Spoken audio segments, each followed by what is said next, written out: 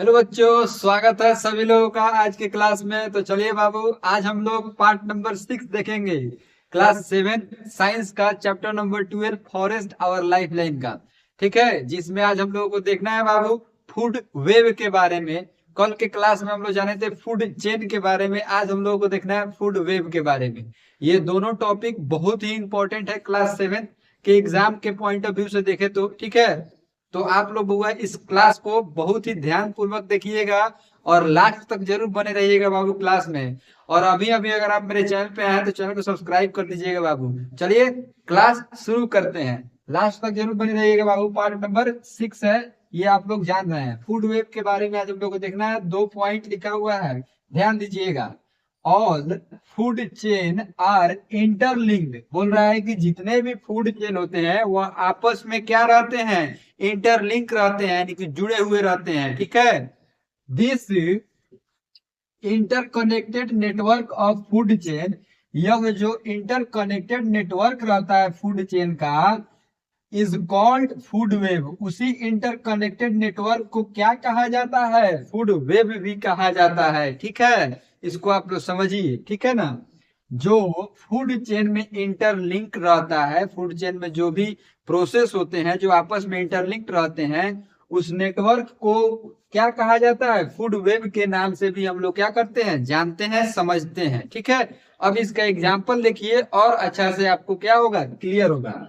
जैसे कि एग्जाम्पल क्या दिया गया है, ध्यान दीजिएगा। ग्रास और प्लांट में be eaten by grass hopper as well as rabbit, cattle and deer. बोल रहा है कि मान लीजिए कि ग्रास और प्लांट को कौन सा चीज खाता है, तो ग्रास हॉपर खाते हैं, रैबिट भी खाते हैं, कैटल भी खाते हैं और डियर भी खाते हैं। यानी कि ग्रास को या प्लांट को डायरेक्ट रूप से कौन कौन सा जानवर खा लेते हैं, तो इतना सारे जानवर खा लेते हैं। दिस हार्बीवोरस, ये हार्बीवोरस जानवर होते हैं, यानी कि शाकाहारी जानवर होते हैं, जो डायरेक्ट रूप से क्या करते हैं, पेड़ पौधा को खाता है या ग्रास को खाता है। ठीक है, इन टर्न में बी ईटन बाई कार्निवोरस, और ये हार्बीवोरस जानवर को बाद में कौन सा जानवर खा जाते हैं, तो carnivorous, like frog, bird, snake, tiger. बोल रहा है जैसे कि कार्निवोरस जानवर में कौन कौन से जानवर आ गए, तो फ्रॉग आ गए, बर्ड आ गया, स्नेक आ गया। ये लोग क्या चीज को खा गया, तो रैबिट, कैटल और डियर या ग्रास हॉपर को खा गए। ठीक है, depending on their food habit, जैसे कि ये आप जानते हैं कि ये अपने भोजन के लिए दूसरे जानवरों पे क्या रहते हैं, निर्भर रहते हैं। आप लोग जानते हैं कि हार्बीवोरस जो जानवर होता है वह डायरेक्ट रूप से प्लांट पे निर्भर रहता है अपने भोजन के लिए, और हार्बीवोरस जो जानवर रहता है उस पे डायरेक्ट रूप से कार्निवोरस वाले जानवर क्या रहते हैं, निर्भर रहते हैं अपने भोजन के लिए।